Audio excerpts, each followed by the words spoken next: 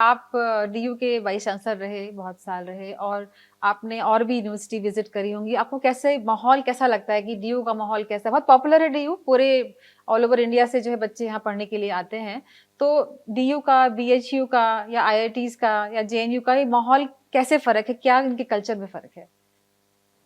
देखिए, काफ़ी समानताएँ भी हैं, लेकिन भिन्नता भी काफ़ी है। ऐसा नहीं है, डीयू अपने में अनोखी है और जिस वर्ष मैं वाइस चांसलर बना था, तो डीयू में कुछ नए प्रयोग मैंने वहाँ पर आरंभ किए थे। तो जो प्रयोग थे, आज वही सरकार ने शिक्षा नीति के रूप में अपनाया है, जिसको हम राष्ट्रीय शिक्षा नीति कहते हैं 2020 की, वो मेरे ही दिए हुए प्रयोग हैं। तो कुछ हद तक मैं मानता हूं कि उसमें मुझे सफलता भी मिली, वो डीयू से मिला है। ये शिक्षा नीति डीयू की देन है। तो उस तरह से डीयू थोड़ा अनोखी भी है।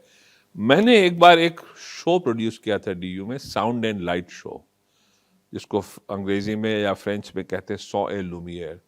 तो डीयू अ लेजेंड 1857 टू 1947 मैंने डीयू की दास्तान पूरी वहां पर दर्ज कराई थी साउंड एंड लाइट प्रोग्राम में। बहुत कम लोग जानते हैं कि 1857 में डीयू तो नहीं थी, लेकिन जहां वो आज स्थित है वहीं पर 1857 के एक सबसे खूनी घमासान युद्ध हमारे क्रांतिकारियों का अंग्रेजों के साथ हुआ था। अंत में हम हार गए, उसके कई कारण हैं। पहले हमने दबोच लिया था गोरों को और वहां उन्होंने कुर्बानी दी। एक नहीं, हजार थे, हजारों थे हमारे क्रांतिकारी। उसी से वह भूमि पावन है। हम उसी से उसको लेकर हम सिद्ध हो सकते हैं। ये पावन भूमि है। तो डीयू वहीं स्थित है। तो मैं मानता हूं कि उसकी यात्रा 1857 से आरंभ हुई है और जब डीयू बनी तो वह वाइस रॉय का घर था। उसके पहले 5 वाइस रॉय ने भारत पे राज किया है, उसी स्थान से जो वाइस चांसलर का दफ्तर है।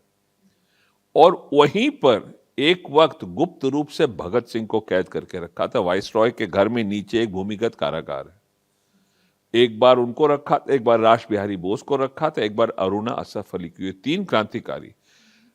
चंद्रशेखर आजाद डीयू में शरण लिए थे जब अंग्रेज पीछे पड़े थे, वो जो काकोरी वाला डकैती केस था उसके बाद। तो आप समझ सकती हैं कि डीयू इन आईआईटीज और जेएनयू से भिन्न है। यहां पर बहुत बड़े बड़ी हस्तियां आई हैं, रही हैं, भारत को दिशा दिया है। तो मैंने उस साउंड एंड लाइट शो में अंत में मेरा एक छोटा सा वक्तव्य है, मैंने यही कहा था कि दिल्ली यूनिवर्सिटी में भारत समाता है और भारत में दिल्ली यूनिवर्सिटी समाती है। मुझे दोनों में अंतर नहीं दिखता। तो ये उसकी एक विशेषता है और डीयू ने बहुत योगदान भी दिया है और आगे भी उम्मीद रखता हूं कि देगी। हमें लेकिन इसको लेकर हमेशा सतर्क रहना है। ये बहुत बड़ी चुनौती रहती है, क्योंकि हमारे यहाँ वो बच्चा आता है पूरी आस्था के साथ कि वो जीवन की यात्रा में सफल हो जाएगा। और हमें करना क्या है?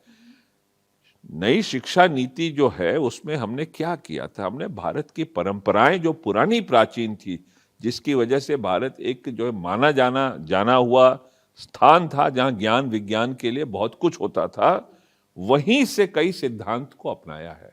तो हमने व्यवहारिकता जोड़ी है शिक्षा में। उस शिक्षा नीति में व्यवहारिकता है।